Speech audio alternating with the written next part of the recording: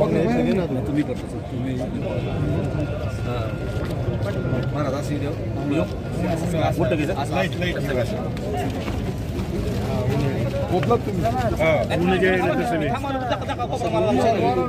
इथंच मागा थोडं घ्यायला पाहिजे परफेक्ट भेरे चांदी झाली का आता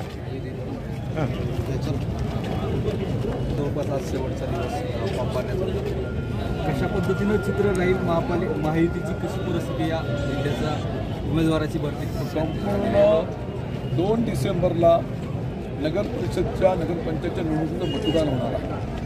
त्या पार्श्वभूमीमुळे महाराष्ट्रामध्ये शिवसेना भाजप आणि राष्ट्रवादीची महायुती झालेली आहे.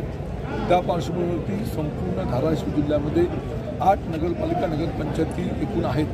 त्या प्रत्येक ठिकाणी शिवसेना भाजप आणि राष्ट्रवादीची महायुती झालेली आहे.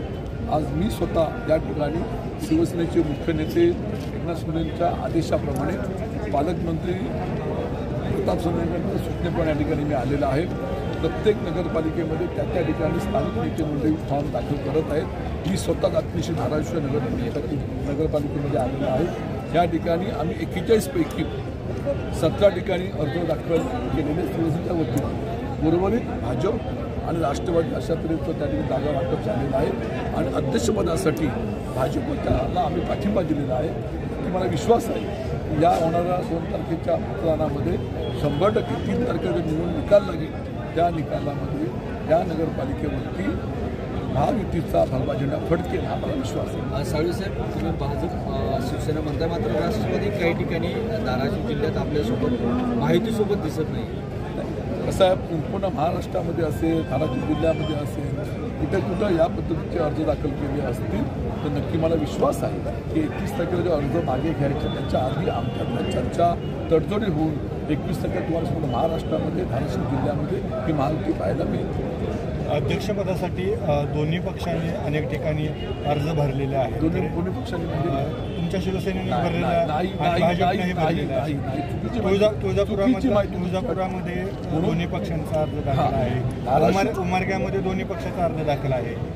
पक्षाच्या धाराशिवच आपल्याला सांगितलं, धाराशिवमध्ये भाजपच्या उमेदवारांनी अर्ज दाखल केलेला आहे, त्याला आम्ही पाठिंबा दिलेला आहे. आणि काही ठिकाणी दोन्ही पक्ष लोकांनी उमेदवार दाखल केले असलं तरी 21 तारखेला स्वतः आमच्या जिल्ह्याचे पालकमंत्री प्रताप सरनाईक येणार आहेत.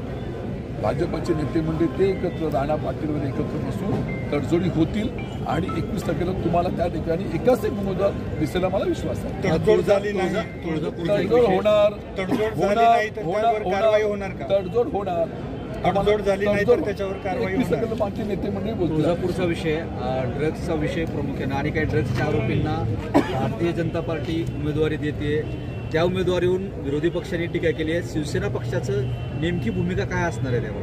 तुळजापूरमध्ये अशा तऱ्हेचे उमेदवार दिले गेले असतील तर त्या संबंधी निश्चितपणे आमचे वरिष्ठ नेते मंडळी जे आहेत, जिल्ह्याचे पालकमंत्री आमचे प्रताप सरनाईक आहेत, मुख्य नेते एकनाथ शिंदे साहेब आहेत, ते आपल्यासोबत 21 तारखेला पत्रपरिषदेमध्ये आपली भूमिका असते. द्यायला हवं का नाही द्यायला हवं? निरीक्षक म्हणून राजन साळवे काय फीडबॅक देणार? म्हटलं तुम्हाला ना, जे तुम्ही म्हणता त्या पद्धतीने माहिती घेऊन आम्ही आपल्या वरिष्ठ नेत्यांकडे देऊ. वरिष्ठ नेत्यामुळे त्या संबंधीची खुलासा करतो. एक प्रश्न आहे, रत्नागिरीमध्ये तुमच्या मुलाची उमेदवारी नाकारली आहे, त्याच्यामुळे तुम्ही नाराज आहेत अशी माहिती आहे. नाराज असतो, गरीब असतो. महाराष्ट्रामध्ये शिवसेना भाजप राष्ट्रवादीची महायुती आहे. रत्नागिरी नगरपालिकेमध्ये त्या ठिकाणी सुद्धा जो माझा प्रभाग आहे त्या प्रभागामधला एका याच्यामध्ये शिवसेना भाजपा युती झाल्यामुळे तिथं मी उमेदवारी मागितली होती. गेले 35 वर्ष तो मतदारसंघ शिवसेनेकडे असल्यामुळे ती मागणी मी केली होती. माझ्या मुलाला त्यांनी थांबायला सांगितलेलं आहे.